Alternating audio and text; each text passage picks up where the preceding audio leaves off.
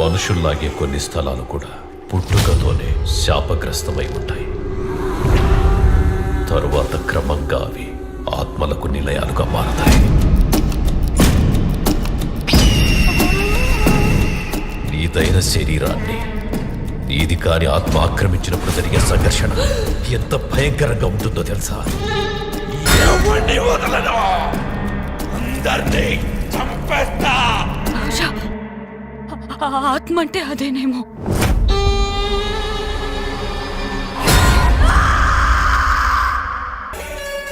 ఇప్పుడు ఓపిక పడితే దీనికి పట్టిన ఆత్మ వదిలిపోతుంది, లేదంటే మీరంతా పోతారు.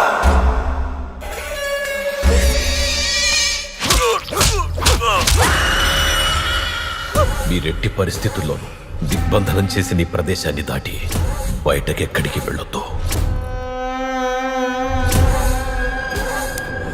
మనం ఇక్కడ ఉండొద్దు, వెళ్ళిపోదాం వినయ్.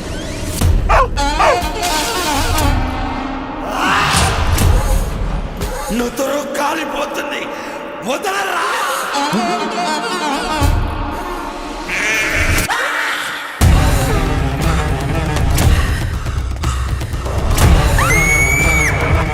ఆత్మ అంటే అదేనేమో. నిజంగా ఆత్మలు ఉన్నాయి.